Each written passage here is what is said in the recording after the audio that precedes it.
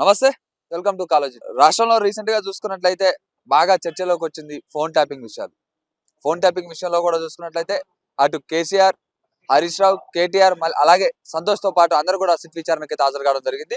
వాళ్ళు ఎలాంటి తప్పు చేయలేదు, తప్పు చేయకపోయినా మమ్మల్ని కావాలని చెప్పి కాంగ్రెస్ పార్టీ కక్షపూరితంగా మమ్మల్ని ఫోన్ ట్యాపింగ్ విషయంలో కూడా కావాలని చెప్పి అరెస్ట్ చేయాలని చెప్పి కూడా చూస్తున్నారని చెప్పి కూడా చూస్తూనే ఉన్నాం. అయితే దాని గురించి మనం మాట్లాడే ప్రయత్నం చేద్దాం. మన దగ్గర ఇప్పుడు చరణ్ కౌశిక్ యాదవ్ ఉన్నారు.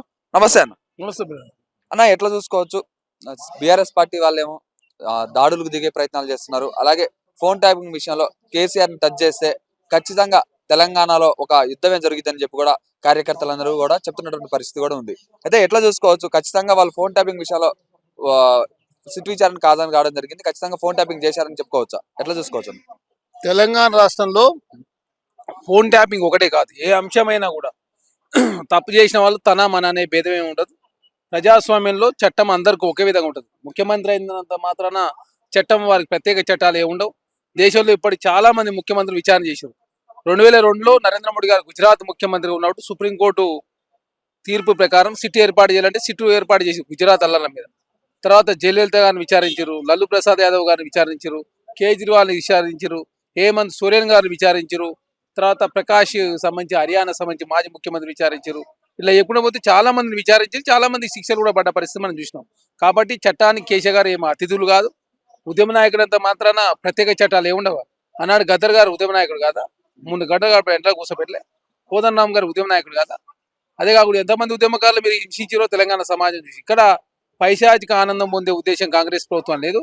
చాలా చట్టబద్ధంగా న్యాయబద్ధంగా తెలంగాణ రాష్ట్రంలో చట్టాలకు లోబడి మాత్రమే చిట్టు విచారణ చేస్తాం. దానిలో భాగంగా కేశవ్ గారిని విచారణ చేస్తాం, రేపు ఇంకెవరైనా విచారణ చేయొచ్చు.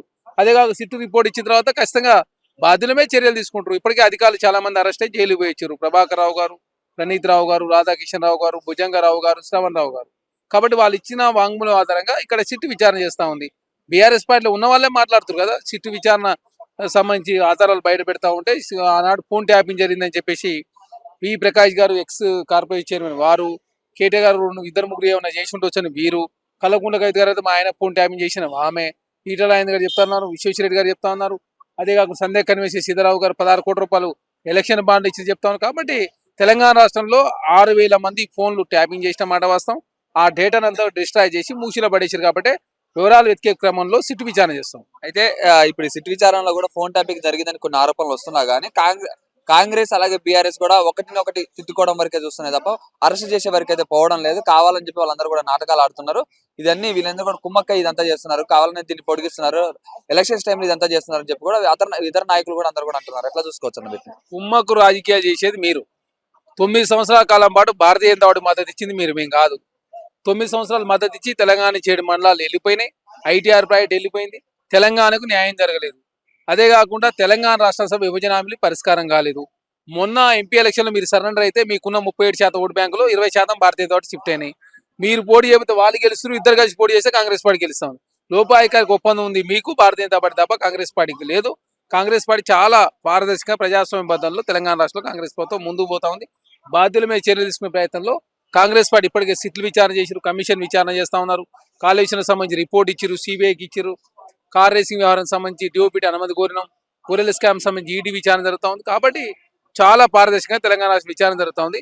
గతంలో బీఆర్ఎస్ ప్రభుత్వంలో 9 సీట్లు వేసి ఒక్క సీటు కూడా తేలింది బీఆర్ఎస్ పార్టీ. ఓకే, అలాగే ఇప్పుడు మీరు చెప్పినట్టయితే ఫోన్ ట్యాపింగ్ విషయం చెప్పారు, అలాగే ఈ కార్ రేస్ అన్నారు, తర్వాత కాళేశ్వరం ప్రాజెక్ట్ అన్నారు. వీటన్నిటిని కూడా టీవీ సీరియల్ లాగా దీని అంతా కూడా పొడిగిస్తున్నారు తప్ప ఎలాంటి విచారణ అయితే తీసుకురావట్లేదు. కావాలని చెప్పి ఇదంతా చేస్తున్నారు అని చెప్పి కూడా నిన్న కిషన్ రెడ్డి కూడా అంటాను చూస్తూనే ఉన్నాయి. ఎట్లా చూసుకోవచ్చు అన్న? ఇప్పుడు భారతీయ జనతా పార్టీ దీని గురించి మాట్లాడితే నవ్వుకుంటారు. ఎందుకంటే వివేకానంద రెడ్డి గారి కేసు ఏమైంది సార్? సిబిఐ ఇప్పటివరకు అవినాష్ రెడ్డి గారు అరెస్ట్ చేయలేదు. రథం దగ్ధమైందని చెప్పి జగన్మోహన్ రెడ్డి గారు సిబిఐకి ఇస్తే ఇప్పుడు ఆ కేసు తేలలేదు. జగన్మోహన్ రెడ్డి గారి మీద కేసులు ఇంతవరకు తేలని పరిస్థితి. 25 మంది సిబిఐ కేసులను వాళ్ళు జాయిన్ అయితే భారతీయ జనతా వాళ్ళు 23 మంది క్లీన్ సీట్ ఇచ్చారు. ఇక భారతీయ జనతా పార్టీ సిబిఐ గురించి, ఈడీ గురించి, దేశంలో సీట్ల గురించి వాళ్ళు కూడా ఎడెన్బర్గ్ రిపోర్ట్ మీద వేశారు. తర్వాత హర్యానాలో ధాన్యం కొనుగోలు మీద వేశారు. అదే కాకుండా రైతు నల్ల చట్టాల మీద వేశారు. అవన్నీ కూడా ఏమీ తేలలే. భారతీయ జనతా పార్టీ దగ్గర సిబిఐ కేసులు దాదాపు 10,000 పైచిలు కేసులు పెండింగ్ ఉన్నాయి. కాబట్టి భారతీయ జనతా పార్టీ రాజకీయం చేసే ఉద్దేశంలో భారతీయ జనతా పార్టీ ముందుకు పోతాం తప్ప కాంగ్రెస్ పార్టీ చిత్తశుద్ధితో ముందుకు పోతా ఉంది. కాబట్టి చాలా త్వరితగతిన పరిష్కరించే ప్రయత్నంలో ముందుకు పోతా ఉంది. కాబట్టి కమిషన్లు విచారణ పూర్తి చేసి కాళేశ్వరం సంబంధించి కావచ్చు పవర్ కొనుగోలుకు సంబంధించిన కమిషన్ ఆల్రెడీ రిపోర్ట్ ఇచ్చింది. ఓకే. అంటే వీటన్నిటిపై కూడా కాంగ్రెస్ పార్టీ చిత్తశుద్ధితో ఉందని చెప్పి మీరు అంటున్నారు. అలాగే బీఆర్ఎస్ పార్టీ వాళ్ళందరూ ఏమో దాడులకైతే దిగుతున్నారు. అలాగే మా కేసీఆర్ గారికి అరెస్ట్ చేసినట్టయితే ఖచ్చితంగా దాడులు జరుగుతాయి, ఏ ఒక్కరిని కూడా వదిలిపెట్టమని చెప్పి కూడా వాళ్ళ కార్యకర్తలందరూ కూడా చెప్తున్న పరిస్థితి కూడా ఉంది. ఈ అంశాలపై మీ స్పందన ఏంటి? ప్రతిపక్షంలో ఉన్నట్టువే భయపడలేదు, అధికార పక్షంలో ఉన్న కాంగ్రెస్ పార్టీ భయపడతా. ఆనాడు ప్రతిపక్షంలో ఉన్నప్పుడే చెప్తున్నారు భయపడతారు. లే కాంగ్రెస్ పార్టీ ఆనాడు ప్రతిపక్షంలో ఉన్నప్పుడే రేవంత్ రెడ్డి గారిని అరెస్ట్ చేసి క్రిటిక్ జైల్లో 13 రోజులు ఉంచినప్పుడు కావచ్చు, 150 రూపాయల ఫైన్ కేసుతో జనవాడ ఫామ్ హౌస్ కేసు సంబంధించి స్టేషన్ బేస్ చేయాల్సిన అవసరం ఉన్నా ఇయ్యలేదు. కాబట్టి మీరు దాదాపు 188 కేసులు పట్టినప్పుడే రేవంత్ రెడ్డి గారు భయపడలేదు, కాంగ్రెస్ పార్టీ భయపడలేదు. మేము అధికారం అనేది మాకు కొత్త కాదు, ప్రతిపక్షం అనేది మాకు కొత్త కాదు. అధికారంలో ఉన్నప్పుడైనా ప్రతిపక్షంలో కాంగ్రెస్ పార్టీ ఎట్టి పరిస్థితిలో అక్రమ కేసులు కావచ్చు, అక్రమ వేధింపులు అనేది తావులేదు. ఖచ్చితంగా మీరు ఎన్ని బెదిరింపులు భయపడ్డా సిట్టు విచారణ చేస్తుంది, వాస్తవంగా దోషులమే చర్యలు తీసుకుంటారు. దోషులు ఏదైనా కేసు అయితే ఖచ్చితంగా చట్టం ప్రకారం చర్యలు తీసుకుంటారు. మీరు ఏదో బెదిరించిన మాత్రాన చట్టం ఎవరికి చుట్టం కాదు, అందరికీ చట్టం ఒకే విధంగా ఉంటుంది. అది మీకైనా మాకైనా కేసీఆర్ గారికి అందరికీ ఒకే చట్టాలు ఉన్నాయి.